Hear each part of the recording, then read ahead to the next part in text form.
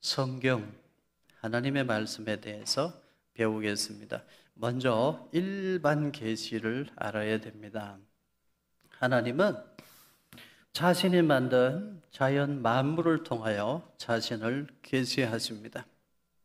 하나님이 지으신 우주 만물은 날마다 창조주 하나님을 드러내고 있습니다. 자연 만물을 통하여 만물을 창조하신 하나님 자기 계시하시죠. 일반 계시라고 합니다. 그런데 일반 계시만으로는 구체적으로 하나님이 어떤 분인지 몰라요. 하나님의 구원 계획이 어떻게 되는지, 인류 구원의 진리가 어떻게 되는지 모르죠. 그래서 구체적으로 명확하게 하나님께서 특별한 방법으로 계시하시니 하나님은 구원의 진리를 선포하시기 위하여 일반 자연 질서를 초월하여 말씀하십니다.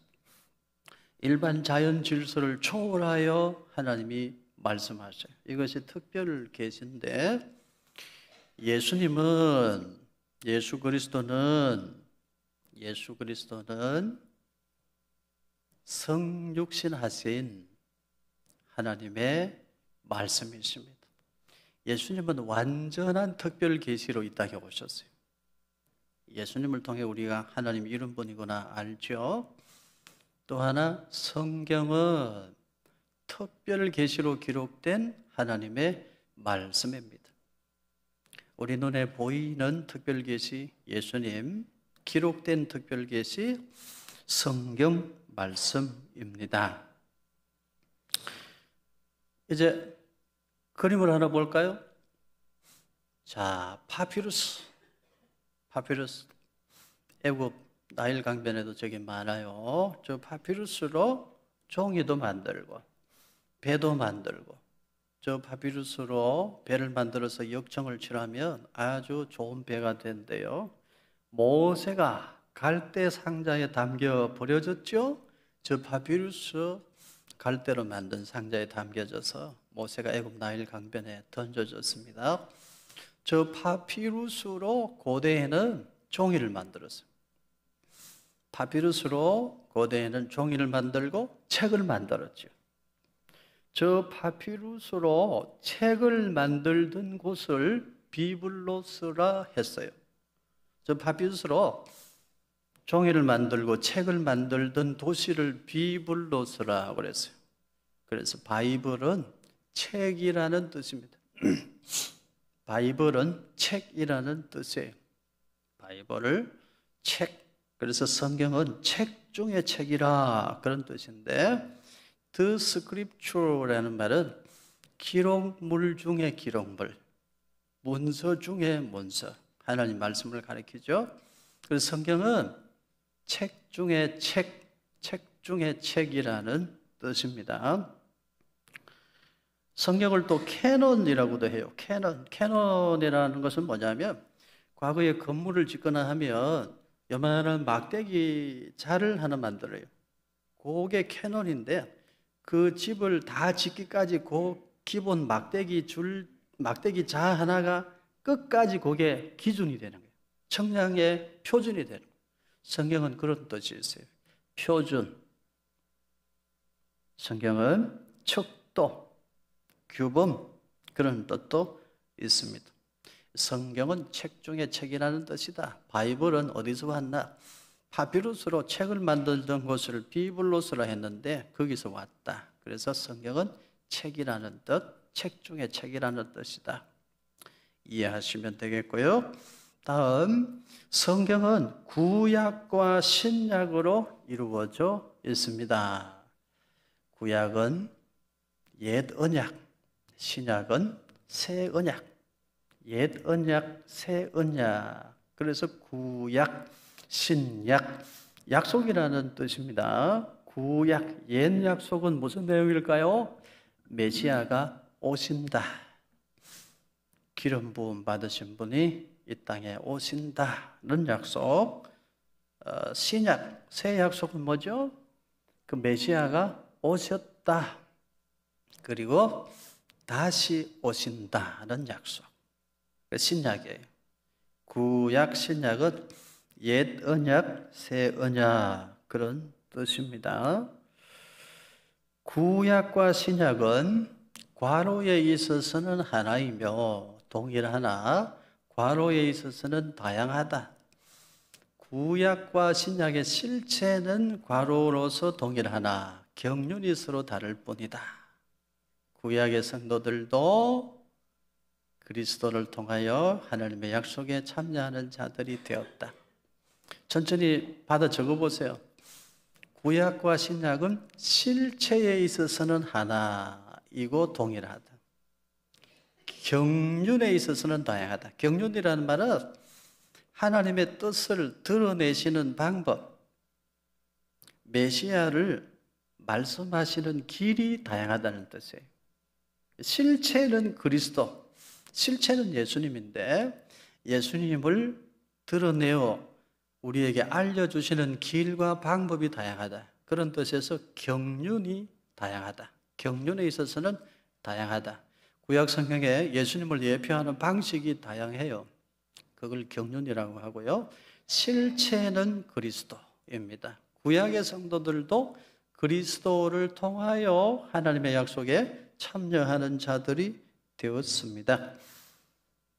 자, 하나님의 뜻을 드러내시는 방법은 다양합니다.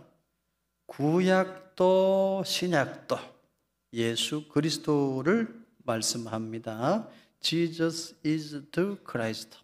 예수님이 메시아 바로 그분이시다. 구약도 이걸 말하고 신약도 이것을 말합니다. 요한복음 8장 56절 적는다고 바쁘죠? 우리 한번 읽어볼까요? 너희 조상 아브라함은 나의 때 볼 것을 즐거워하다가 보고 기뻐하였느니라. 이 말씀은 누가 하신 말씀일까요? 예수님께서 하신 말씀. 예수님께서 말씀하시기를 너희 조상 아브라함은 나의 때 볼 것을 즐거워하다가 보고 기뻐했다. 예수님께서 말씀하셨어요. 아브라함도 구약의 성도들도 예수 그리스도 덕분으로 구원받아요. 아브라함도 예수님 덕분에 복을 받았고 예수님으로 인해 구원받았습니다. 이제 요한복음 5장 39절 요한복음 5장 39절 같이 읽어보십시다. 너희가 성경에서 영생을 얻는 줄 생각하고 성경을 연구하거니와 이 성경이 곧 내게 대하여 정언하는 것이니라. 이 말씀 누가 하신 말씀이에요? 예수님께서 말씀하시기를 성경은 나에 대한 정언이다. 예수님께서 친히 말씀하셨어요. 성경은 누구에 대한 정언이라고요? 예수님에 대한 정언입니다. 그래서 제가 자주 설명드리는데 사람의 몸은 어디를 찔러도 피가 흐르죠. 성경을 읽어보세요. 구약 성경, 신약 성경 어디를 찔러도 예수님의 피가 흘러요. 성경을 2번 읽고 3번 읽으면 그게 보입니다. 한 번 읽으면 잘 안 보여요. 2번, 3번 읽으면 그게 보여요. 우리 몸 어디를 찔러도 피가 흐르는데 성경 어디를 찔러도 예수님의 피가 흘러요. 예수님께서 그걸 말씀하셨어요. 성경은 나에 대한 정언이다 말씀하셨어요. 성경은 예수 그리스도를 말씀하고 있습니다. 그래서 성경의 주제는 예수 그리스도이다. 성경은 예수 그리스도 중심성으로 통일성을 이룬다. 구약 성경도 예수님 이야기고 신약 성경도 예수님 이야기예요. 그래서 성경은 통일성을 이룹니다. 그 다음 구약의 성례들은 그리스도를 과로로서 제시한다. 신약은 과로이신 그리스도를 말씀한다. 과로는 다양하나 과로는 동일하다. 무슨 말 들어갈까요? 구약의 성례들은 그리스도를 의미로서 제시한다. 의미로서 제시한다. 신약은 실체이신 그리스도를 말씀한다. 표징은 다양하나 실체는 동일하다. 표징은 다양하나 실체는 예수 그리스도로 동일합니다. 그리스도를 예표하는 표징은 다양하지만 실체는 한 분, 예수 그리스도이십니다. 디모데후서 3장 16절에 이렇게 말씀합니다. 모든 성경은 하나님의 감동으로 된 것으로 교훈과 책망과 바르게 함과 의로 교육하기에 유익하니. 성경은 하나님의 감동으로 기록됐어요. 성경의 권위는 그래서 성경의 권위는 성경 자체에 있습니다. 우리가 성경의 권위를 인정하든 인정하지 않든 성경은 홀로 스스로 권위를 가집니다. 성경의 권위는 사람이 이게 하나님 말씀이다 인정하고 안 하고에 달린 게 아니고 성경의 권위는 성경 자체에 있습니다. 그러면 성경이 하나님의 말씀인 증거를 어떻게 알 수 있나? 성경이 하나님 말씀인 증거, 첫째, 성경의 자정입니다. 스스로 성경이 하나님의 말씀임을 증명하는데요. 성경을 읽어보세요. 여호와께서 이르시되, 여호와께서 말씀하시되, 주께서 말씀하여 이르시되. 성경이 스스로 말씀해요. 두 번째, 성경의 역사성. 이건 뭐냐면 성경에 기록된 말씀은 다 이루어졌습니다. 성경에 예언된 말씀도 다 이루어졌어요. 역사 속에서 다 이루어졌어요. 예수님이 이 세상에 오신 것도 가상의 이야기가 아니고 역사 속에 실제로 일어난 일이고, 성경에 기록된 모든 말씀은 이루어졌고 지금도 이루어지고 있고 앞으로도 계속해서 성경의 말씀 그대로 이루어집니다. 성경은 하나님의 말씀이기 때문에 그렇습니다. 세 번째, 성경이 하나님 말씀인 증거, 성경의 감화력입니다. 성경을 읽다 보면 자기도 모르게 성경 말씀 속으로 빨려 들어가요. 나도 모르게 가슴이 찔려 죄가 생각나. 성경을 읽다 보면 예수님을 주님으로 믿고 고백하게 돼요. 찬양하게 돼요. 아무리 악한 사람도 성경을 읽는 동안에 성령님이 함께 하시면 다 무릎 꿇고 변화돼요. 성경의 감화력, 다른 책들과는 다릅니다. 성경은 책 중의 책이죠. 다른 책은 좀 감동받을 수 있지만 성경은 책 중의 책, 하나님의 감동으로 기록된 책, 성령님이 감화하시는 책이기 때문에 사람을 살려요. 사람을 완전히 변화시켜요. 성경의 감화력, 이것이 성경이 하나님의 말씀인 것을 증명합니다. 성경은 하나님을 아는 지식을 한데 묶어준다. 성경은 어둠을 깨뜨리고 참 하나님을 우리에게 분명하게 보여준다. 칼빈이 기독교 강요에서 이렇게 썼습니다. 또 이런 말을 합니다. 창조주 하나님께 이루고자 하는 자는 사람마다 성경이 지도자와 선생으로서 필요하다. 성경은 우리의 지도자로서, 우리의 선생으로서 모든 사람에게 꼭 필요합니다. 이제 성경의 개론, 성경에 대해서 들어가는데요. 성경의 원저자는, 괄호 안에 무슨 말이 들어가야 될까요? 성경의 원저자는 하나님이시다. 모든 성경은 하나님의 감동으로 기록됐다고 말씀하셨어요. 성경의 원저자는 하나님이시다. 성경의 기록자가 40여 명이다.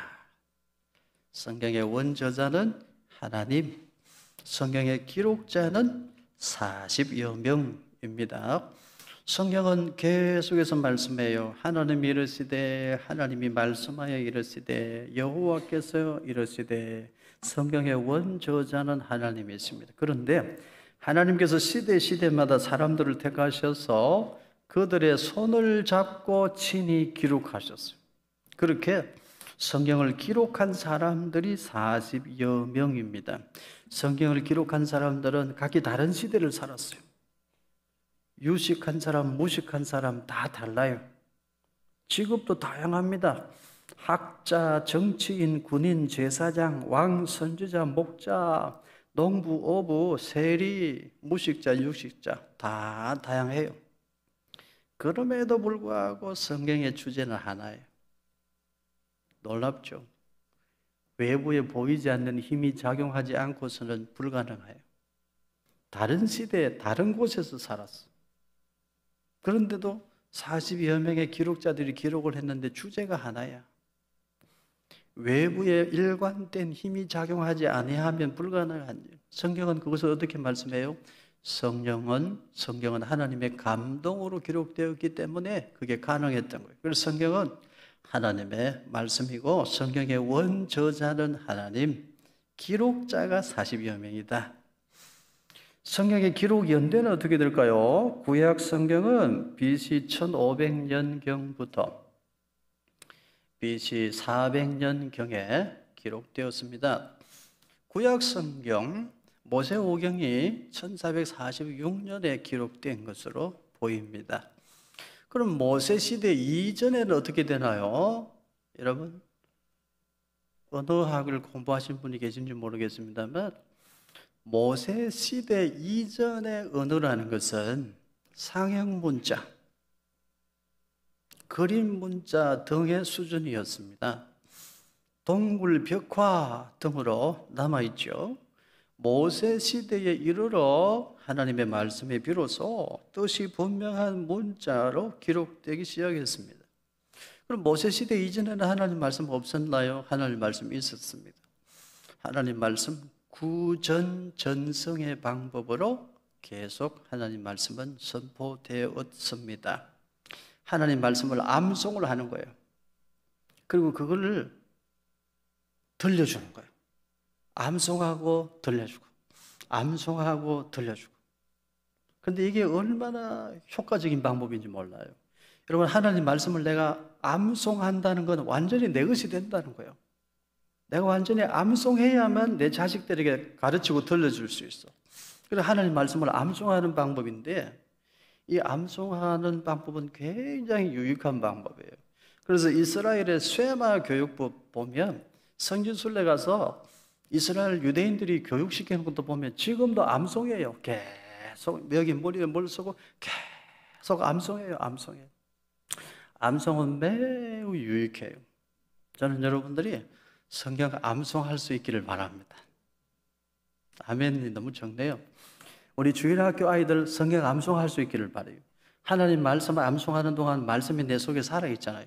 암송은 굉장히 유익해요. 저는 생각합니다. 성경 암송하는 사람은 절대로 치매에 걸리지 않는다. 성경 암송하시기를 바라요. 한 구절이라도 시편 잠언 읽다가 마음에 와닿는 말씀, 신약 성경 읽다가 마음에 와닿는 말씀, 일주일에 한 구절만이라도 암송하면 좋겠다. 제가 언젠가는 우리 교회 전체적으로 금주의 요절 말씀이라서 성도들과 다 암송하고 싶은데 지금 그렇게 하면 여러분들이 그냥 금복과 교회 안 올까 봐 지금 안 하는데 언젠가는 요거 해야 되겠다. 제 마음에 생각이 있습니다. 성경 암송은 지금도 매우 유익해요. 아주 유익합니다. 중요한 것은 성경의 기록자들이 서로 다른 시대를 살았다. 서로 만난 적도 없다. 직업도 지식 수준도 다 달랐다. 그런데 성경의 주제는 하나다. 참 놀라워요. 성경을 보면 예수 그리스도를 중심으로 하나가 되어 있어요. 어디를 찔러도 예수님 피가 흘러요. 그래서 성경은 하나님의 말씀인 것을 확신할 수 있습니다. 이제 하나님의 감동으로 되었다고 그랬는데 그걸 하나님의 감동으로 된 성경 기록을 성경의 영감이라고 그래요. 성경의 영감. 크게 성경의 영감에 대해서 세 가지 이론이 있습니다. 첫째는 기계적 영감설. 기계적 영감설이 뭐냐면 단순히 그냥 기계적으로 받아 적었다. 하나님이 불러주시고 제가 여러분에게 강의하는 것처럼 불러주고 여러분은 적고 이렇게 성경 기록자들이 기계적으로 받아 적었다. 이게 기계적 영감설이에요. 이건 옳지 않습니다. 두 번째, 동력적 영감설이 있는데 특별히 하나님이 개입하신 것은 아니고 그저 그 사람들의 일반적인 통찰력을 이용하여 기록하게 하셨다. 기록하도록 내버려 두셨다. 동력적 영감설인데 이것도 아니고 성경이 말씀하는 성경의 영감은 유기적 영감입니다. 유기적 영감은 뭐냐? 기록자들의 인격과 기록자들의 은사와 재능과 지식 등을 다 사용하여 기록하셨다. 성경의 영감, 유기적 영감이에요. 그래서 나중에 이것은 성경을 해석할 때에도 중요해요. 성경의 기록자들의 배경과 지식, 그들의 생각, 인격 다 사용하여 성경을 기록했기 때문에 그 시대로 돌아가서 성경을 풀어보면 풀 수 있다 이 말이에요. 성경의 영감, 유기적 영감이다.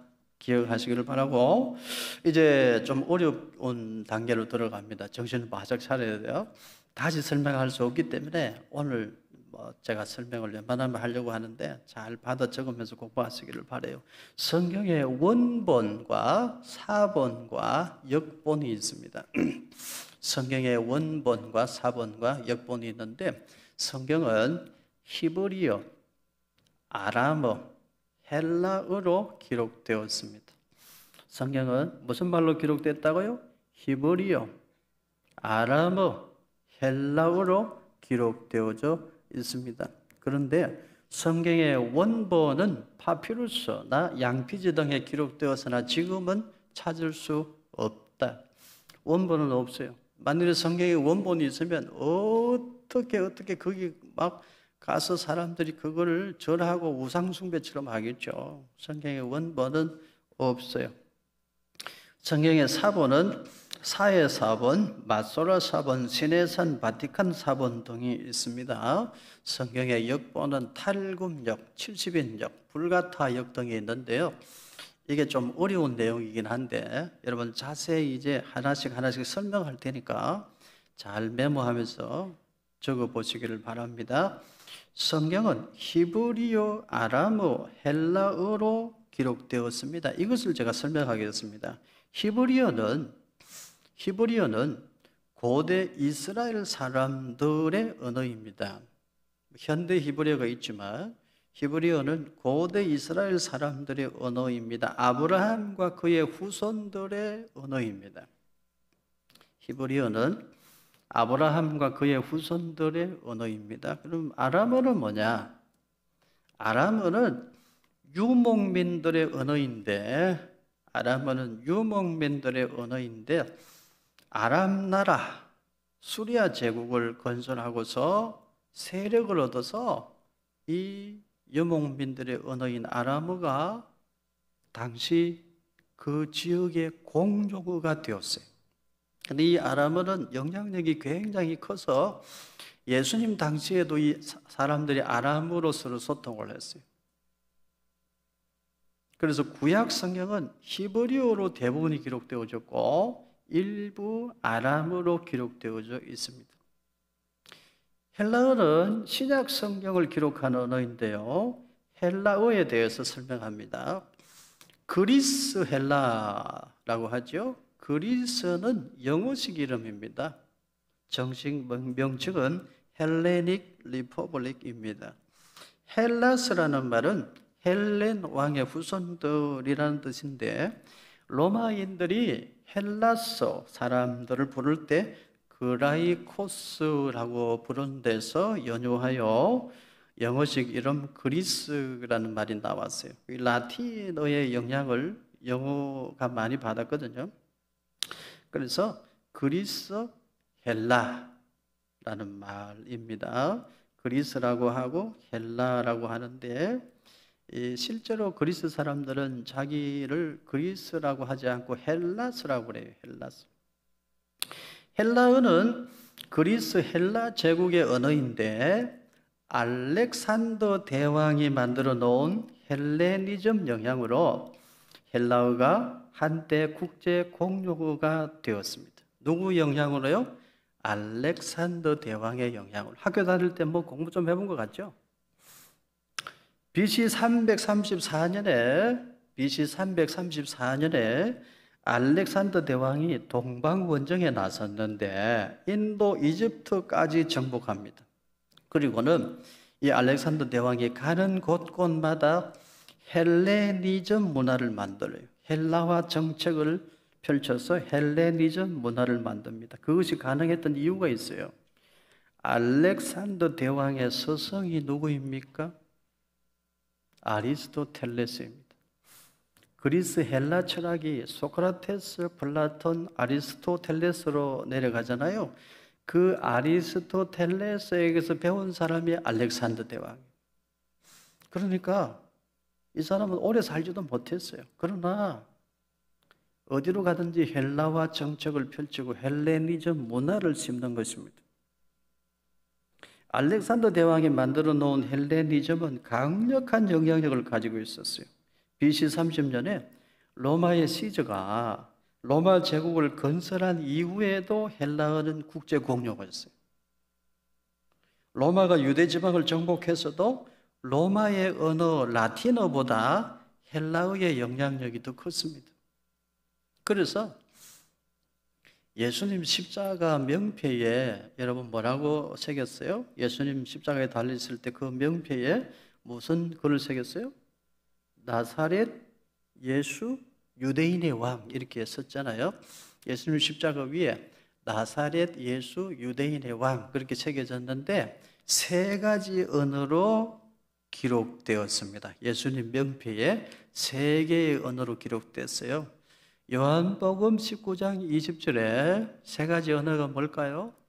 히브리와 로마와 헬라 말로 기록되었더라 그렇게 되죠. 아브라함과 그 후손들의 언어 히브리어로 기록되어져 있고 로마 라틴어로 기록되어져 있었어요. 왜냐하면 로마는 당시 지배국이니까. 그래서 로마의 언어 라틴어로 기록되고 그리고 당시에도 여전히 세력을 떨치고 있던 알렉산더 대왕의 영향력으로 헬레니즘 영향으로 헬라 말이 상용화가 되어 공용어가 되어 있었기 때문에 헬라 말로 기록되어 있어요. 그래서 예수님의 명패는 히브리, 라틴어, 헬라어 이렇게 세 언어로 기록이 되어져 있었어요. 이것은 뭘 말하냐면 예수님 당시에도 히브리어, 헬라어, 아람어도 쓰여졌고 히브리어, 헬라어가 아주 공용어로 널리 쓰였다는 거예요. 당시 로마가 지배했으니까 로마의 언어 라틴어를 써야 되는데 라틴어보다도 히브리어, 헬라어가 더 많이 쓰여졌다. 그래서 라틴어는 지배국의 언어이니까 거기 예수님 명패에 들어간 것이고 히브리어와 헬라어가 당시 사람들이 쓰던 언어이기 때문에 예수님의 명패도 그렇게 기록이 되어졌습니다. 신약 성경은 당시의 공용어 헬라어로 기록이 되어졌고 헬라어로 기록된 성경을 가지고 사도 바울이 소아시아와 유럽을 향해 나아가면서 복음을 전했습니다. 성경의 역본에 대해서 말씀드립니다. 성경의 역본은 탈굼역, 70인역, 불가타역 등이 있습니다. 좀 어렵지만 설명하겠습니다. 탈굼역은 아람어 역본입니다. 아람어는 유목민들의 언어라고 그랬죠. 탈굼역은 아람어 역본인데 탈굼이라는 말이 번역, 해설이라는 뜻입니다. 무슨 말인가 하면 아람어는 유목민들의 언어인데 세력을 얻어서 고대 중근동의 통용어가 되었습니다. 그래서 바벨론 포로 이후에는 유대인들이 히브리어를 모르는 유대인들이 많아요. 아람어가 더 편한 거예요. 그래서 아람어로 히브리어 성경을 아람어로 해설을 했어. 아람어로 히브리어 성경을 해설을 하다가 그걸 역본으로 책으로 번역해 만든 것이 탈굼역입니다. 그럼 70인역은 뭐냐? BC 3세기경에 이집트 알렉산드리아에서 70명의 학자들이 번역을 해서 70인역이에요. 70인역은 유대인 학자들이 70명이 모여서 히브리어 성경을 당시 공용어였던 헬라어로 번역했기 때문에 70인역이라 합니다. 팔레스타인 유대인들과 이방인들은 70인역을 사용했습니다. BC 334년에 알렉산더 대왕의 원정길에 났습니다. 알렉산더 대왕이라고 하죠. 그만큼 남겨놓은 영향력이 크다는 것인데, 짧은 통치 기간이었지만 엄청난 땅을 정복하고 헬레니즘이라는 거대한 유산을 남겼기 때문입니다. 그 알렉산더의 스승이 아리스토텔레스라고 말씀을 드렸죠. 70인역은 알렉산더 대왕이 만들어 놓은 헬레니즘 시대에 꼭 필요한 성경 번역 역본이었습니다. 이제 불가타역을 말씀드리는데, 불가타역은 라틴어 역본입니다. 라틴어는 로마의 언어입니다. AD 400년경에 교황의 지시로 번역한 라틴어 역본이 불가타역인데, 불가타는 공식적인 공인된 그런 뜻입니다. 이 라틴어 역본이 중세 1000년 동안 서구 세계에 공인된 성경으로 사용되었습니다. 그런데 문제가 있어요. 이 라틴어 성경을 일반인들은 못 읽어요. 천주교 사제들만 읽게 했어요. 처음에는 그렇지 않았는데 시간이 흐를수록 로마 천주교회가 이 라틴어로 번역된 성경을 일반인들은 못 읽게 했어요. 로마 천주교 사제들만 읽고 강론했습니다. 그래서 로마 천주교회가 타락한 것입니다. 일반인들이 성경을 읽으면 안 되는 이유가 무엇이었을까요? 로마 천주교회가 연옥소를 주장하고 면죄부를 팔고 많은 돈을 모아 드려야 되는데, 일반인들이 성경을 읽으면 성경에 그게 없거든요. 일반인들이 그래서 성경을 못 읽게 한 거예요. 성경을 가지고만 있어도 붙잡아 갔어요. 성경을 일반인들은 읽어서는 안 된다는 것입니다. 성경을 소유하기만 해도 처벌을 했습니다. 그때부터 마녀 사냥이라는 것이 시작됐습니다. 여러분, 여기에 반대하여 목숨을 걸고 일어난 사람이 있었으니 누굴까요? 마틴 루터. 종교개혁이 그래서 중요한 거예요. 라틴어 번역 불가타역을 천주교 사제들만 읽고 일반 성도들은 못 읽게 했어요. 그 성경을 가지고만 있어도 잡아가고 죽이고 그랬어요. 거기에 담대하게 반대하고 일어나 목숨 걸고 성경을 지켜낸 사람이 있었으니 마틴 루터입니다. 루터가 비텐베르그 성당에 95개 조항의 반박문을 붙입니다. 사진을 한번 보세요. 대단한 위용이죠. 루터가 95개 조항의 반박문을 붙인 날, 여러분 기록하세요. 1517년 10월 31일. 우리 개신교회의 역사가 거기서부터 출발됩니다. 1517년 10월 31일. 당시에 대단한 위험을 가지고 있었던 천주교회잖아요. 목숨을 걸고 루터가 일어납니다. 루터를 천주교회는 당연히 죽이려고 하죠. 그래서 1521년에 루터가 보름스 제국회의에 소환이 됩니다. 왜 루터를 소환했을까요? 죽이려고. 루터를 죽여버리려고. 그러나 루터는 당당히 맞섰죠. 보름스 의사당 사진으로 한번 볼까요? 저기는 95개 조항의 반박문을 붙인 곳이고, 다음 사진을 보면 저 보름스 의사당에 루터가 소환을 당했어요. 친구들이 말립니다. 저기 가면 너 살아서 못 돌아와. 너 죽어. 그렇지만 루터는 담대하게 저 보름스 의사당 안으로 들어갑니다. 그때 남긴 유명한 말이 있죠. Here stay ich. 내가 여기 서 있습니다. Ich kann nicht anders. 나에게 다른 길은 없습니다. God help me. 아멘. 하나님 나를 도우소서. 그리고 저기를 들어가는 거예요. 근데 하나님께서 살려주셨어요. 하나님께서 살려주셨어요. 천주교회는 끝까지 죽이려고 했지만 하나님이 보호하셨어요. 돕는 사람을 통해서 하나님이 루터를 살려주셨는데, 루터는 바르트부르크 성이라는 곳으로 피신해서 거기서 숨어서 성경을 번역했어요.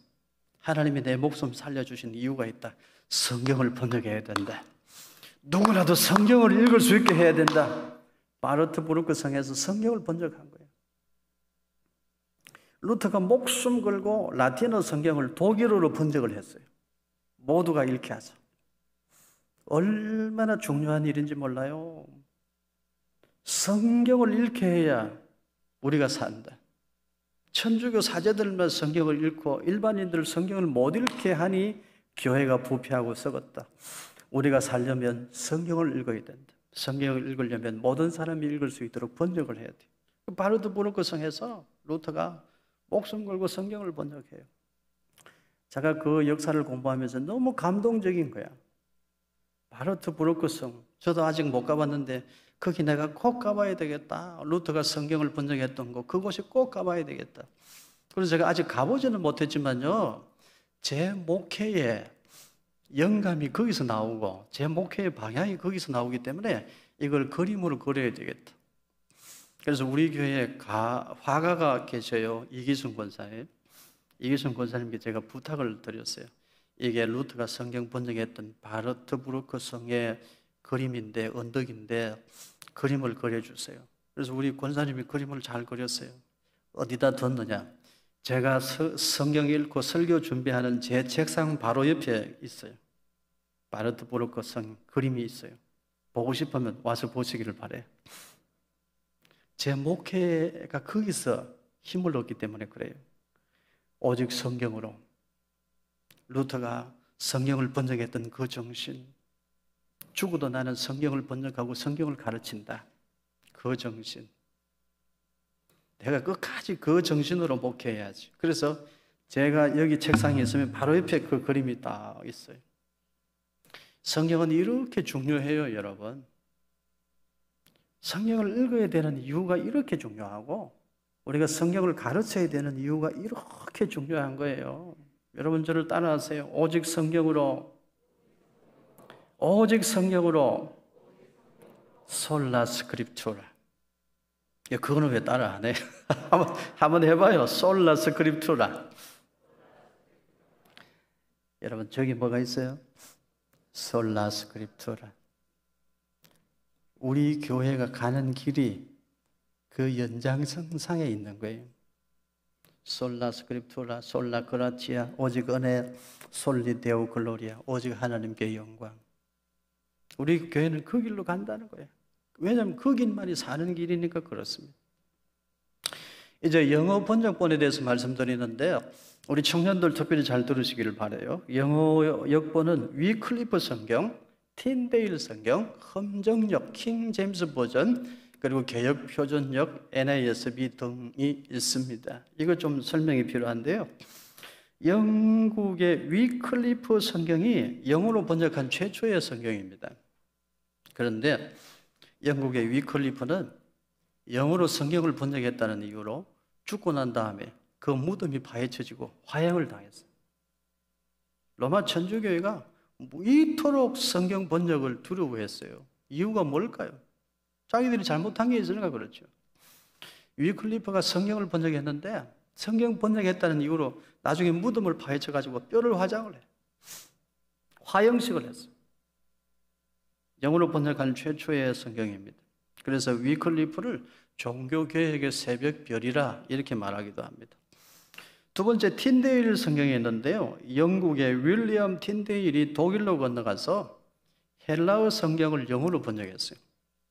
이 사람은 틴데일은 성경을 영어로 번역했다는 이유로 화형을 당합니다. 여러분 이런 이야기 처음 들어봤죠? 성경 번역했다는 이유만으로 화형을 당해요. 지금도 영국에 틴데일 하우스가 있는데요. 제 마음속에 소망이 하나 있어요. 우리 교회에 1층이든 어디든 작은 서점을 하나 열고 싶다. 작은 서점을 하나 열어서 성경책 종류대로 또 큐티 책자도 가져다 놓고 꼭 읽어야 될 책들을 거기다 가져 놓고 우리 교회 한 어디든 작은 서점 하나를 만들고 싶어요. 신앙 서점 하나를 만들고 싶은데 그 서점 이름을 저는 지어 놨어요. 틴데일 하우스. 틴데일 하우스. 영국에 가면 지금 틴데일 하우스 있어요. 우리 교회도 틴데일 하우스라 이름하는 기독교 책, 좋은 신앙 서적을 모아놓은 서점 하나 있으면 좋겠다. 제 마음속에 그런 생각이 있습니다. 두 번째, 킹 제임스 버전. 킹 제임스 버전을 험정역이라고 해요. 험정이라는 말은 왕이 하는 일을 말해요. 영국의 국왕 제임스 국왕이 명령해서 번역한 성경이다. 그래서 킹 제임스 번역 KJV 성경인데 왕이 직접 지시한 역본이지만 아주 번역이 잘 됐어요. 그래서 이 킹 제임스 버전이 아주 유용하게 많이 쓰여졌죠. 그 다음에 하나 설명드릴 게 있는데 RSV 개역 표준역이라는 성경이 있어요. 1946년도에 나온 RSV 성경. 이 성경은 읽으면 안 돼요. 왜 안 되느냐? 이사야 7장 17절에 처녀가 잉태하여 그 버전을 다른 성경, 킹 제임스 버전이나 NIV 성경이나 ASB 모든 다른 영어 번역에는 바르게 번역했어요. The virgin, 처녀, 남자를 알지 못하는 처녀로 번역을 했어요. 그런데 이 RSB 번역은 어떻게 살짝 고쳤느냐? A young woman 이렇게 고쳤어요. 이유가 뭘까요, 여러분? 예수님 동정녀 탄생을 부인하는 거예요. 아주 큰 문제예요. 그래서 여러분 영어 성경을 읽을 때도 아무나 읽으면 안 돼요. NIV 성경은 그래도 괜찮아요. RSV 성경이 자유주의 진영의 성경이라면 당시에 이 자유주의 진영의 성경 번역에 대항하여 나온 것이 New International Version NIV 성경입니다. 그래서 NIV 성경 좋아요. 킹 제임스 버전도 좋고 좀 오래됐죠, 영어가. 그 다음에 NIV 성경이 좋아요. 그 이후에 나온 ASB 성경 좋은데 저는 1971년도에 발행한 NASB New American Standard Version 성경을 사용합니다. 제가 잘은 모르지만 제가 보니까 성경 원문에 가장 충실한 번역인 것 같아요. ASB 성경이나 NASB 성경 New American Standard Version, 저는 1971년도에 발행한 NASB 성경을 제 책상 위에 두고 성경을 같이 읽습니다. 여러분도 웬만하면 커피값 좀 아껴가지고 이 영어 성경 한 권은 꼭 구입하시기를 바랍니다. 아멘. 요거 한 권은 구입합시다. NASB 구하기가 좀 어려워요. 그래도 요 성경 한 권은 여러분들이 꼭 구입했으면 좋겠습니다. 그 다음 베드로후서 1장 20절에서 21절. 먼저 알 것은 성경의 모든 예언은 사사로이 불 것이 아니니 예언은 언제든지 사람의 뜻으로 낸 것이 아니요 오직 성령의 감동하심을 받은 사람들이 하나님께 받아 말한 것이라. 여러분 성경을 절대로 사사로이 풀어서는 안 됩니다. 성경 잘못 풀어서 이단이 돼요. 오늘 성경을 해석하는 방법을 말씀드립니다. 저거 다 메모하시기를 바라요. 성경을 해석하는 방법. 지금 우리가 이런 교리 강조하는 최종 목적지는 큐티에 있습니다. 큐티 할 수 있도록 하자는 거예요. 최종 목적지는 큐티인데 큐티 하려면 성경을 해석해야 돼요. 성경 해석하려면 바르게 해석하는 방법을 알아야 되는데 성경은 하나님의 감동으로 기록됐기 때문에 기도하고 성령님의 도우심을 받아야 돼요. 그래서 성경을 읽고 해석할 때 성령님이 내 마음속에 감동을 주시고 내 마음속에 말씀을 새겨주셔요. 두 번째는 문법적으로 해석해야 돼요. 세 번째는 역사적으로 해석해야 돼요. 네 번째는 신학적으로 해석해야 돼요. 다섯 번째, 풍요적 해석을 경계해야 됩니다. 삶에 적용하여 실천해야 말씀이 내 것이 되죠. 자, 이렇게만 하고 넘어가면 여러분 무슨 말인지 잘 모르겠죠? 그래서 시간이 가더라도 설명을 하겠습니다. 성경은 기도하여 성령님의 도우심을 입어 해석해야 되고 그리고 문법적으로 해석해야 돼요. 문법적으로. 여러분 적으시기를 바라요. 꼭 적어야 됩니다. 단어는 문단 안에서 여기 앞에 없어요. 듣고 적으셔야 돼요. 단어는 문단 안에서, 문단은 성경 전체 속에서. 이게 문법적 해석이에요. 단어 하나하나를 바르게 해석해야 되는데 단어를 바르게 해석하는 방법은 문단 속에서 해석하는 거예요. 단어 하나만 딱 끄집어내가지고 해석하면 이단이에요. 그 단어를 바르게 해석하는 방법은 문단 안에서, 그리고 그 문단 전체를 해석하는 방법은 성경 전체 속에서. 다시, 단어는 문단 안에서, 문단은 성경 전체 속에서. 요게 문법적 해석입니다. 첫째, 단어의 의미를 잘못 파악하면 큰일 나요. 이전 성경에 창세기 1장 2절에 하나님의 신은 수면에 운행하니라 이렇게 되어 있어요. 하나님의 신이 수면에 운행하시니라. 이전 성경에 그렇게 되어 있는데 제가 중학교 때 성경 읽을 때 온갖 상상을 다 했어요. 하나님 신발이 얼마나 클까? 하나님 신발이 얼마나 크면 오전 마무를 지었을 때 하나님의 신발이 왔다 갔다 했나? 중학교 때 그렇게 이해했단 말이에요. 그런데 나중에 영어 성경을 보니까 God's Spirit, The Spirit of God, 하나님의 영이야. 지금 성경에는 바르게 되어 있어요. 하나님의 영이라고 바르게 되어 있는데 예를 들면 단어 해석이 틀리면 전체가 틀린다 이 말이에요. 바르게 해야 돼요. 또 그 유명한 동영상이 하나 있죠. 신천지 강사가 아주 잘난 척하고 막 강의를 하고 뽐을 내는데 엉뚱한 해석을 해서 망신을 당한 게 있어. 성경의 거룹, 세라빔, 천사를 의미하는데 GROUP 그룹 모임으로 신천지 강사가 해석을 해가지고 아주 창피를 당한 적이 있습니다. 그래서 여러분 성경을 해석할 때 단어의 의미가 틀리면 첫걸음부터 틀리는 거예요.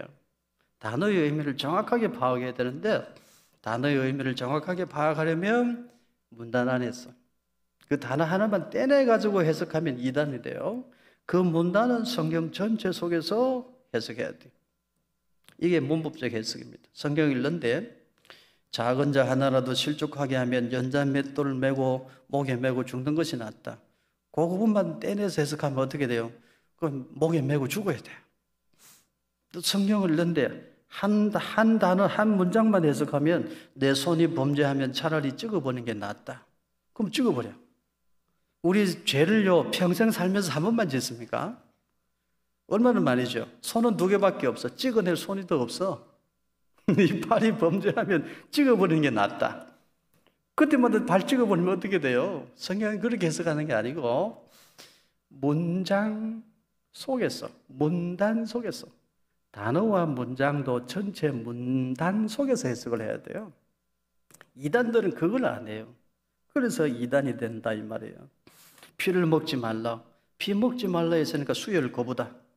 살인하지 말라? 난 집총 거부다. 그게 이단이지. 이단들이 성경 해석을 그렇게 가져다가 막 쓰는 거잖아요. 그래서 단어는 문단 안에서, 문단은 성경 전체 속에서. 이걸 꼭 기억해야 돼요. 두 번째, 역사적 해석인데 성경에 기록된 그 시대의 역사적 상황과 그 시대의 언어로 읽어보는 거예요. 아까 성경에 영감에 대해서 배웠는데 무슨 영감이 맞아요? 유기적 영감. 유기적 영감이 뭐였어요? 그 기록자의 인격과 지식과 문화적 배경과 환경을 다 사용하여 기록했다. 그러니까 해석을 할 때 그걸 풀어보는 거예요. 그게 역사적 해석입니다. 신학적 해석 적으시기 바라요. 신학적 해석은 주어는 하나님, 주어는 하나님, 주제는 예수 그리스도, 적용은 제자의 삶. 주어가 하나님이 되어야 되는데 주어가 자꾸 다른 게 돼. 그게 이단이에요. 성경은 하나님 말씀입니다. 성경을 해석할 때 주어가 하나님이 되셔야 돼. 항상 하나님이 어떻게 말씀하시고 여기에 이 본문에 하나님의 뜻이 무엇인가? 하나님이 주어가 되어야 돼. 하나님이 주어가 안 되면 성경 해석은 엉뚱한 곳으로 가요. 그리고 성경의 주제는 예수 그리스도. 그게 사실이기 때문에 그래요. 적용은 제자의 삶으로. 이렇게 하면 큐티의 기본을 갖추게 되겠습니다. 그리고 풍요적 해석, 알레고리컬한 해석을 경계하라 그랬는데, 알레고리라는 말은 다른 이야기라는 뜻이에요. 문자 뒤에 숨어있는 다른 이야기, 깊이 숨어있는 이야기를 찾아내자는 뜻인데, 결국 자기 마음대로 해석하게 되죠. 이단이 대표적으로 이렇게 해석합니다. 신천지 이만희. 신천지는 알레고리 해석의 대부죠.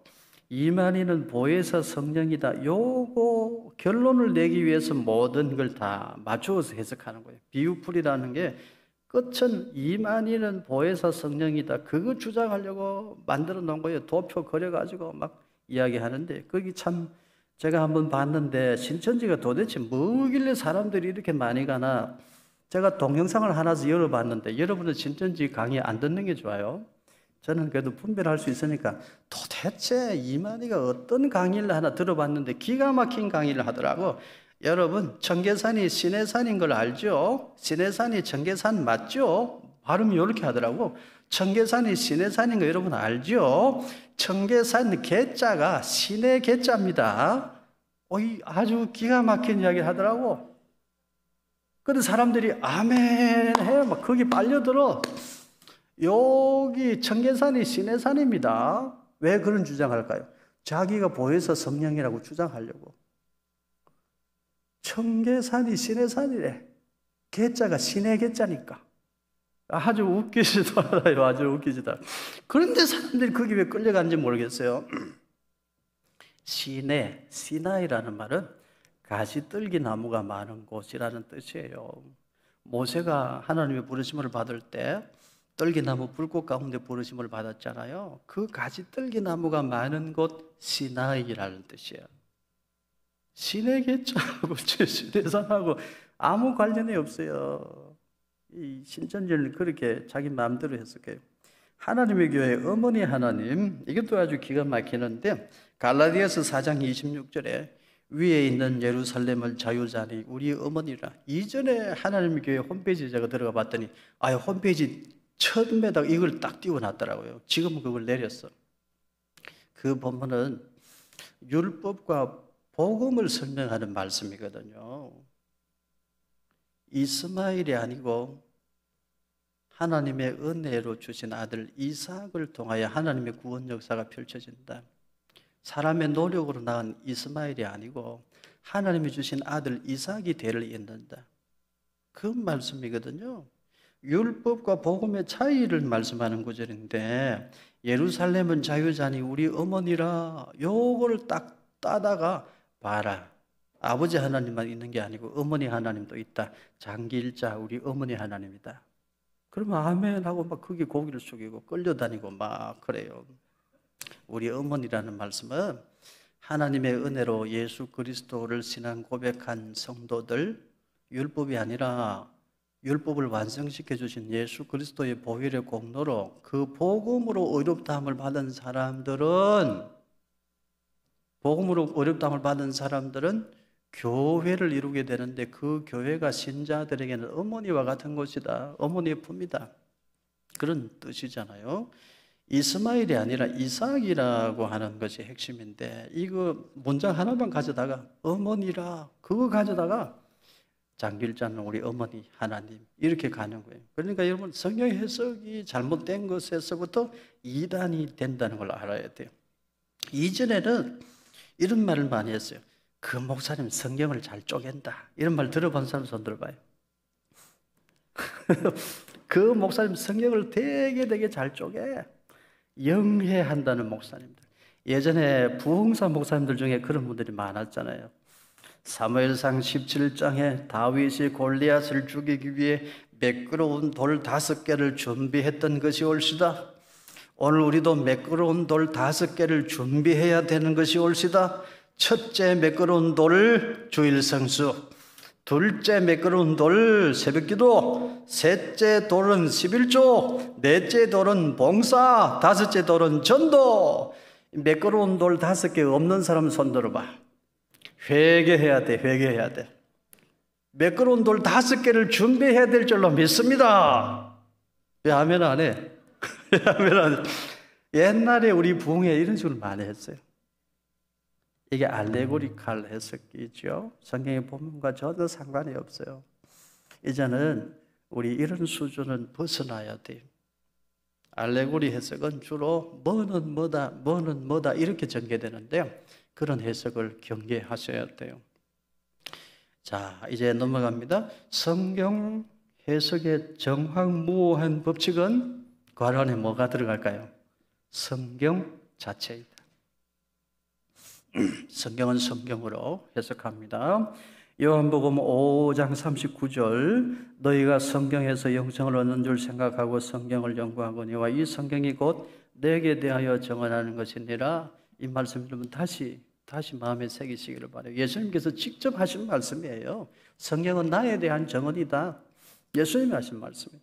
그래서 성경의 주제는 예수 그리스도입니다. 성경을 요약하면 뭘까요? 성경에 나와요. 사도행전 18장 28절 이는 성령으로서 예수는 그리스도라고 정언하여 공중 앞에서 힘있게 유대인의 말을 이기미르라. 여기 예수는 그리스도, 이게 성경의 요약이에요. Jesus is the Christ. 이게 성경의 요약입니다.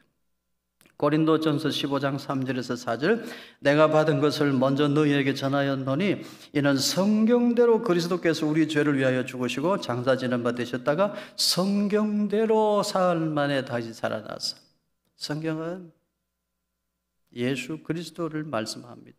예수 그리스도의 오심도 성경대로, 십자가 지심도 성경대로. 성경은 스스로 성경대로를 강조합니다. 성경은 모두 몇 권이죠, 여러분? 66권. 구약이 39권, 신약이 27권. 제가 어릴 때 주일학교 선생님이 가르쳐 주셨어요. 자, 너희들 잘 적어라. 천국 전화번호 가르쳐 줄게. 66국에 3927이다. 알겠지? 아멘. 그럴 때 제가 그랬어요. 66국에 3927. 성경 66권인데 구약 39권, 신약 27권. 그래서 어릴 때 그렇게 배웠던 기억이 납니다. 성경은 하나님 말씀인데 하나님의 말씀 안에 무엇과 무엇이 있다. 무엇에도 율법과 복음이 있고 무엇에도 율법과 복음이 있다. 유추해 보면 알 수 있겠죠. 무슨 말이 들어갈까요? 성경, 하나님의 말씀 안에 율법과 복음이 있다. 구약에도 율법과 복음이 있고 신약에도 율법과 복음이 있습니다. 구약은 율법이고 신약은 복음이고 이게 아니에요. 이러면 성경 잘못 해석해요. 구약에도 복음과 율법이 있고 신약에도 복음과 율법이 있습니다. 율법은 명령이나 계명의 형태로 인간의 마음속에 죄를 상기시켜 회개에 이르게 한다. 복음은 하나님의 은혜로 예수 그리스도를 믿는 구원의 믿음을 일깨운다. 율법은 회개에 이르게 하고 복음은 우리에게 믿음을 심어 구원에 이르게 해요. 율법의 약속은 행위의 조건에 의지하나 복음의 약속은 하나님의 자비에 의지한다. 그런데 이 율법이 구약에만 있고 복음은 신약에만 있고 그게 아니에요. 구약에도 신약에도 율법과 복음이 다 있습니다. 로마서 3장 20절 그러므로 율법의 행위로 그의 앞에 의롭다 하심을 얻을 육체가 없나니 율법으로는 죄를 깨달음이니라. 율법은 몽학 선생이에요. 죄를 깨달아. 율법이 있어야 내가 죄인이라는 것을 알고 율법이 있어야 복음의 필요성을 알아요. 마태복음 5장 17절 내가 율법이나 선지자를 폐하러 온 줄로 생각하지 말라. 폐하러 온 것이 아니요 완전하게 하려 함이라. 그럼 율법은 지금 우리 시대는 필요 없나? 아닙니다. 율법에는 도덕적 율법과 의식적 율법이 있다. 이런 거 처음 들어보죠? 율법에는 도덕적 율법과 의식적 율법이 있다. 의식적 율법은 할례. 구약시대의 5대 제사, 절기, 안식일 규례 이런 의식적 율법이 있어요. 도덕적 율법은 십계명을 말해요.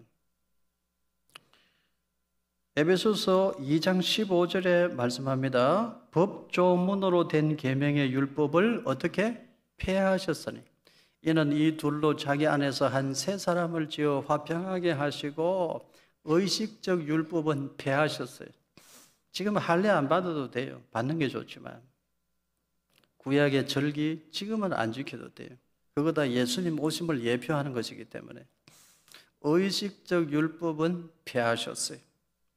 구원의 조건은 예수님께서 십자가 지시고 부활하심으로 완성이 되었죠. 그래서 이제 구원의 조건으로서 할례, 절기, 피의 제사 이런 의식적 율법은 배제되었습니다. 그렇지만 그리스도 예수의 보혈의 공로로 구원받은 하나님의 사람들은 성도의 의무로서 도덕적 율법 10계명은 도덕법은 잘 지켜야 돼요. 더 잘 지켜야 돼요. 하나님의 은혜로 구원받은 사람들은 더 잘 지켜야 돼요. 로마서 3장 31절에 그 말씀이 있습니다. 그런즉 우리가 믿음으로 말미암아 율법을 파기하느냐 그럴 수 없느니라. 도리어 율법을 굳게 세우느니라. 마태복음 7장 18절에서 21절 보입니까? 우리 한번 읽어보십시다. 좋은 나무가 나쁜 열매를 맺을 수 없고 못된 나무가 아름다운 열매를 맺을 수 없느니라. 아름다운 열매를 맺지 아니하는 나무마다 찍혀 불에 던져지느니라. 이러므로 그들의 열매로 그들을 알리라. 나더러 주여 주여 하는 자마다 천국에 들어갈 것이 아니요 다만 하늘에 계신 내 아버지의 뜻대로 행하는 자라야 들어가리라. 열매로 알아요. 우리가 믿음으로 구원받았다면 하나님 주신 도덕법을 잘 지키는 삶의 착한 행실의 열매가 있어야 됩니다. 그래서 여러분 10계명은 잘 지켜야 돼요. 10계명 한번 외워볼까요? 우리 초등부 친구들 10계명 다 알아요? 초등부 친구들 힘들죠? 예, 그래도 기특해. 그래도 기특해요. 10계명 여러분 같이 한번 해볼까요? 다른 신을 섬기지 말라. 우상 만들지도 말고 섬기지도 말라. 하나님의 이름 망령되이 일컫지 말라. 안식일을 거룩하게 지켜라. 부모를 공경하라. 살인하지 말라. 간음하지 말라. 도적질하지 말라. 거짓말 거짓증가하지 말라. 탐내지 말라. 이거 잘 지켜야 돼요, 여러분. 의식적 율법은 폐하셨다. 도덕법은 우리가 더 잘 지켜야 된다. 이걸 꼭 기억하시기를 바랍니다. 성경 하나님 말씀 안에 율법과 복음이 있다. 구약에도 율법과 복음이 있고 신약에도 율법과 복음이 있습니다. 갈라디아서 3장 8절 우리 같이 읽습니다. 또 하나님이 이방을 믿음으로 말미암아 의로 정하실 것을 성령이 미리 알고 먼저 아브라함에게 복음을 전하되 모든 이방인이 너로 말미암아 복을 받으리라 하였느니라. 구약에도 복음이 있어요. 구약은 율법서니까 그건 안 읽어도 돼 이런 주장하는 사람이 있는데 옳지 않습니다. 구약이 있어 신약이 있어요. 구약을 알아야 신약의 의미를 알아요. 구약과 신약 동일하게 소중한 하나님의 말씀입니다. 디모데후서 3장 15절에서 17절 말씀 우리가 오늘 읽은 말씀인데요. 성경은 믿음으로 말미암아 구원에 이르게 한다. 예, 성경은 믿음으로 말미암아 구원에 이르게 한다. 또 성경은 하나님의 사람으로 온전하게 한다. 성경은 하나님의 사람으로 모든 선한 일을 행할 능력을 갖추게 한다. 자, 갈 길이 바빠서 제가 좀 빨리 넘어갑니다. 오랜만에 아주 오랜만에 권사님 한 분이 저에게 전화를 하셨어요. 3개월 정도 전인데 목사님 너무너무 오랜만입니다. 목사님 생각이 나서 전화했습니다. 이번에 코로나 사태 때문에 너무 답답하고 힘들었는데 20년 전에 목사님이 우리 교회에 계실 때 그때 큐티를 가르쳐 주셔가지고 제가 그 큐티 때문에 이번에 코로나 중에도 살았습니다.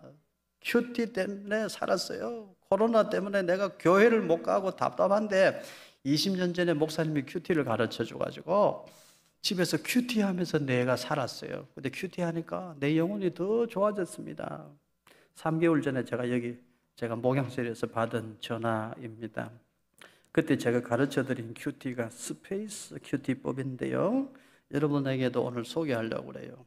하나님과 내가 만나는 자리, 하나님과 내가 만나는 공간을 만들자. 그래서 스페이스법인데 큐티는 quiet time, 조용한 시간, 조용히 하나님을 만난다는 뜻인데요. 먼저 기도하고 해석하고 적용하고 나누고 찬양하는 것인데 여러분 적으실 수 있으시거든 한번 적어보시기를 바라요. 큐티, 우리 다산은혜 교회도 이 방법으로 큐티를 했으면 좋겠다 생각이 들어서 여러분에게도 알려드리는데, 첫 번째가 내가 자백하고 회개해야 될 죄. 성경을 읽고 해석하고 본문을 내 삶에 적용할 때 이 본문에서 말씀하는 죄가 뭐냐, 내가 반드시 자백하고 회개해야 될 죄가 뭔가, 그 다음에 내가 붙들어야 될 하나님의 약속은 뭐냐, 그리고 내가 피하고 고쳐야 할 행동이나 삶의 태도는 뭐냐. 성경 본문을 가지고 큐티를 하다가 내가 이건 고쳐야 돼, 이 행동은 내가 고쳐야 돼, 그런 걸 찾아야 돼요. 그리고 내가 반드시 순종해야 될 하나님의 명령은 뭐냐, 내가 지금 순종해야 될 하나님의 명령은 뭐냐. 오늘 이 본문을 통해서 내가 큐티를 했는데 지금 이 말씀이 나에게 명령하고 있는 말씀은 어떤 말씀이냐, 그걸 찾는 거예요. 그리고 내가 배우고 따라야 할 모범, 내가 잊지 말아야 될 교훈은 뭐냐, 이것을 찾아내는 것입니다. 그리고 그것을 내 삶에 적용하는데요, 적용은 세 가지로 해야 됩니다. 개인적으로, 구체적으로, 실천 가능한 것으로 해야 돼요.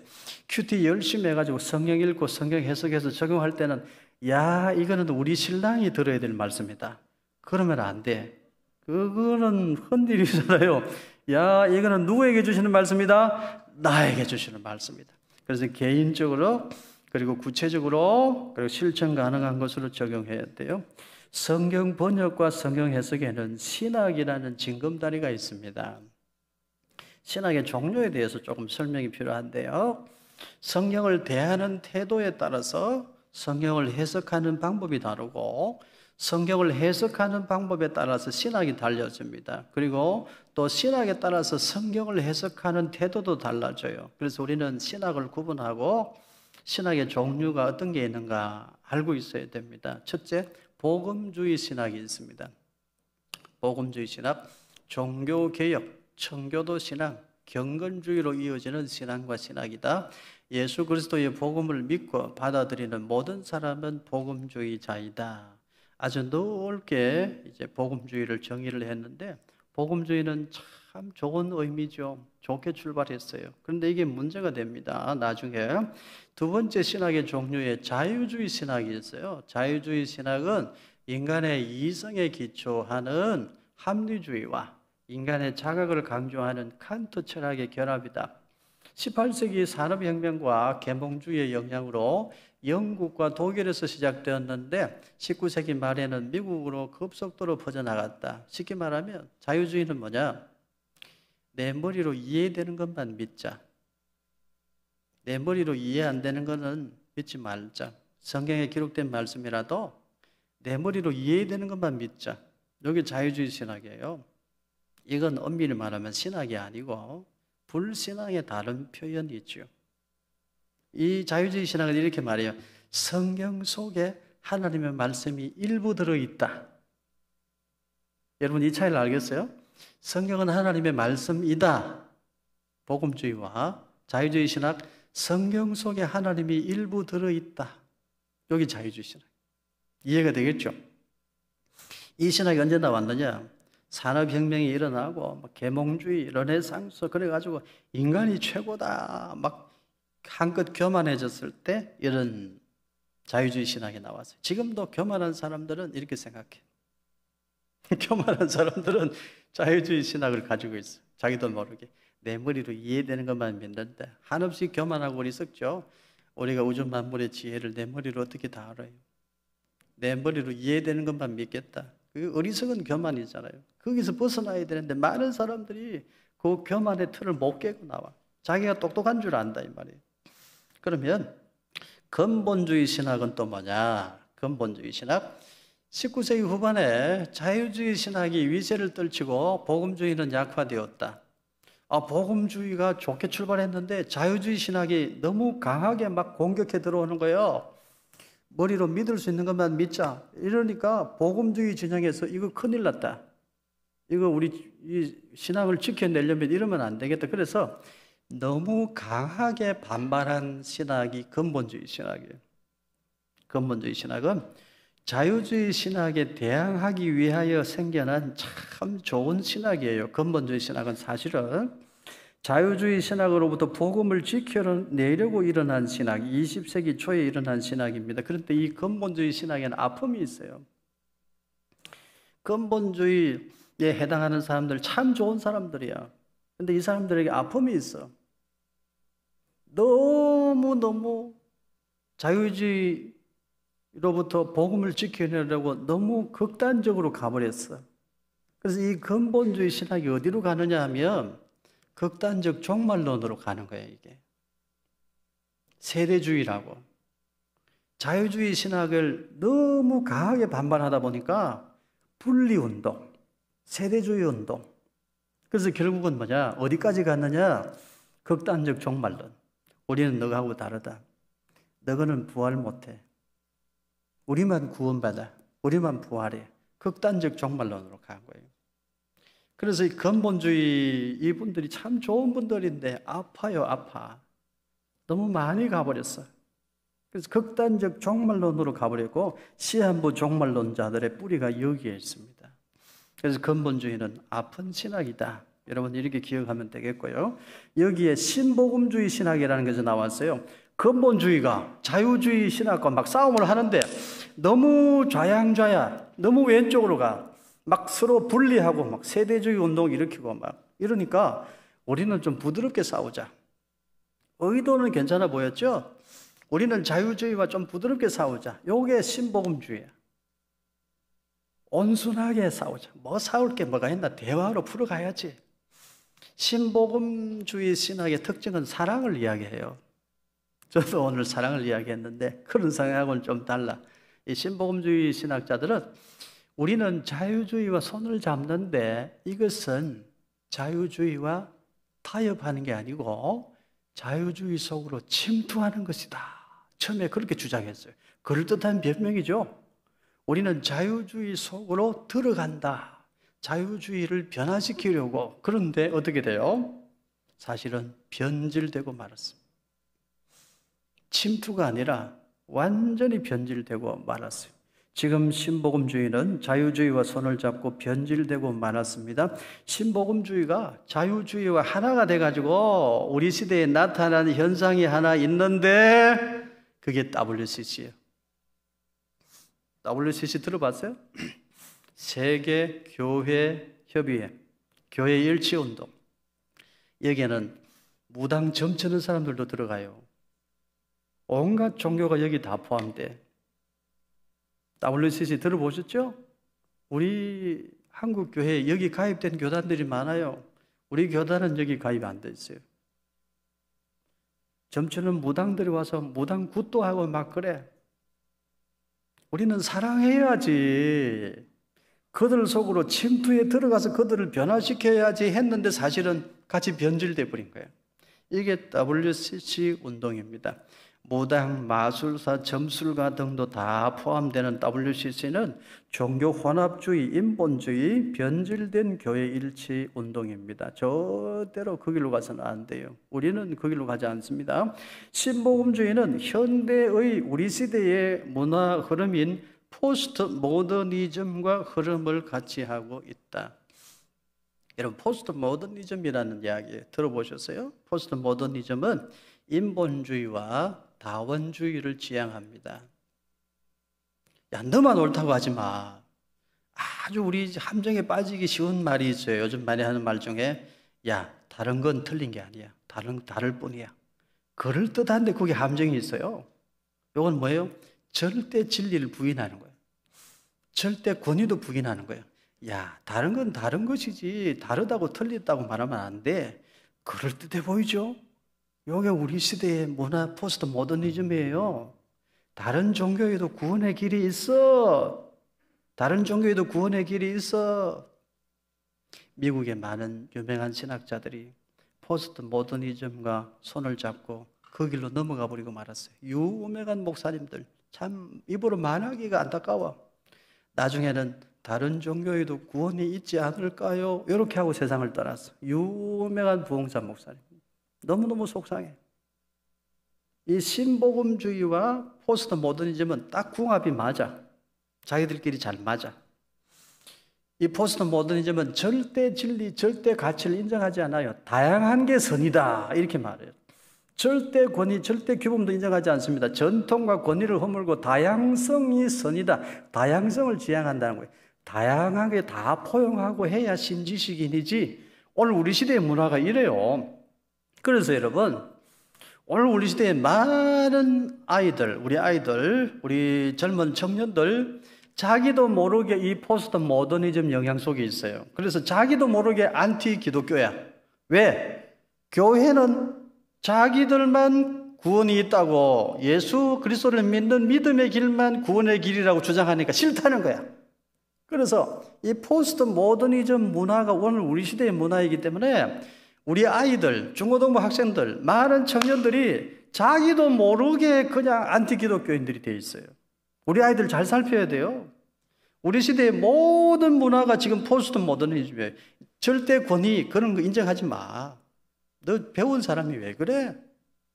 이런 주장이 포스트 모더니즘인데 이게 지금 우리 아이들을 다 병들게 하고 있어요. 아주 심각한 문제예요. 여기에 우리 교회가 지금 손쓸 방법이 없어. 그러나 분명히 알아야 돼요. 이 세상에 많은 아버지가 있지만 나를 낳아준 아버지는 몇 분이에요? 한 분. 이 세상에 많은 어머니가 있지만 나를 낳아준 어머니는 많아요? 한 분. 우리의 주님은 예수 그리스도 한 분인 줄로 믿습니다. 이걸 분명하게 해야 되는 거예요. 신복음주의자의 대표 인물이 한 분은 참 내가 말하기 힘들고 빌 브라이트, 로버트 슐러, 여러분 잘 아는 긍정의 힘, 조엘 오스틴 이런 사람들이 우리 한국 교회가 분별하지 못하고 거기에 막 치우쳤어.